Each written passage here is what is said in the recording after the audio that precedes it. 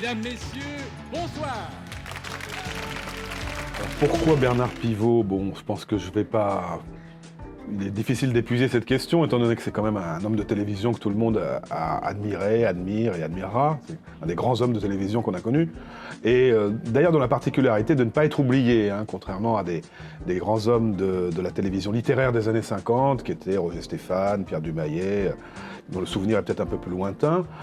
Pivot reste présent dans les esprits, dans les mémoires. Les gens l'aiment, hein, c'est quelqu'un que les gens aimaient. Il y avait un rapport très, très affectif et dont je suis étonné qu'il soit aussi persistant. Bah, Rob Grillet, j'aime pas ses romans, mais je dis que c'est... Oui, Rob Grillet comme ça, bon. Comme ça. Qui tenait évidemment à la régularité du rendez-vous, au fait que ça a duré pendant 15 ans, cette émission d'Apostrophe, de 75 à 90 à peu près.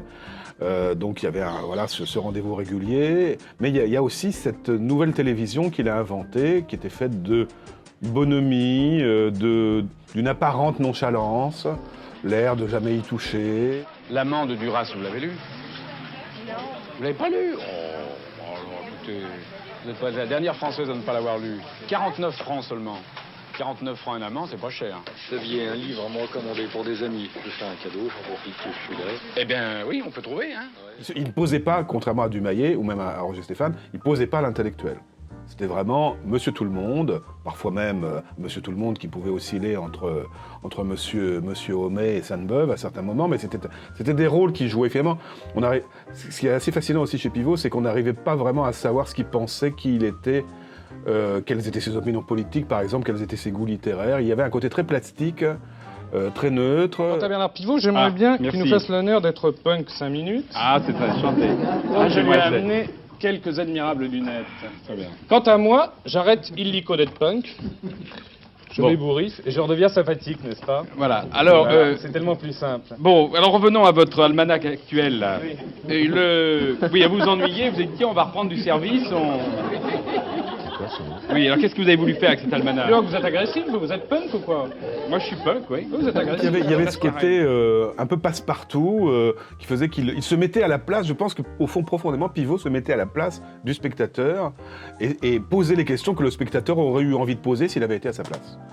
Donc ça, ce côté très démocratique, et cette espèce de rapport d'intercesseur entre l'auteur avec un grand A, parce que c'est quand même des auteurs souvent très intimidants, c'était Julien Grille, c'était Marcel Jouandeau, Marguerite Yourcenar, qui étaient des gens qui se prenaient pas pour rien. Vous savez la belle phrase de Cocteau que j'ai déjà citée dans je ne sais quelle entrevue, qu'est-ce que vous emporteriez si la maison brûlait? J'emporterais le feu. Joli. Très joli. Il y avait quand même encore un prestige de l'homme de lettres qui était considérable. Il y avait l'Académie française qui avait encore un grand prestige. Il y avait les prix littéraires. Tout ça aujourd'hui, ça s'est peut-être un peu émoussé. Mais à l'époque, l'homme de lettres avait une position dans la cité qui était d'autorité. Hein, et Pivot arrivait à faire le lien entre nous, spectateurs, et les auteurs, à les faire descendre de leur piédestal, à créer un lien différent et plus familier, plus sympathique, plus humain.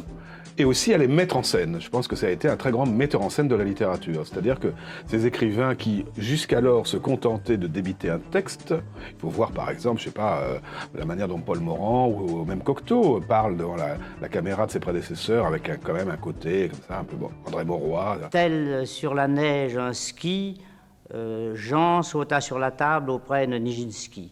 Tout d'un coup, les écrivains étaient déraillés. Ils ne pouvaient plus être sur leur rail, ils n'avaient plus leur texte à la main. C'était en direct.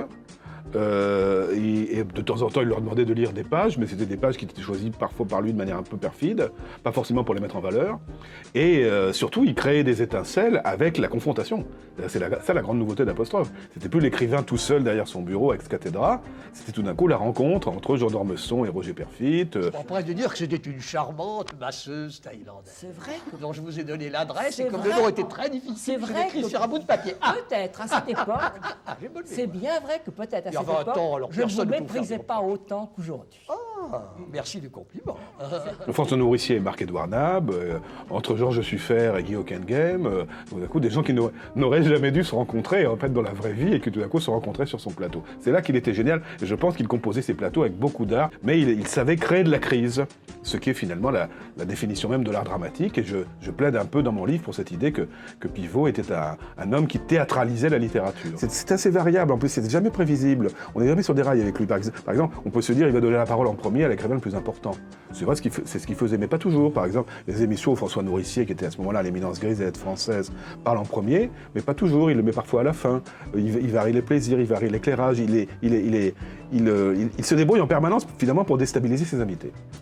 Et ça, c'est vraiment la grande force de l'émission, qui fait que cette formule n'a jamais été égalée.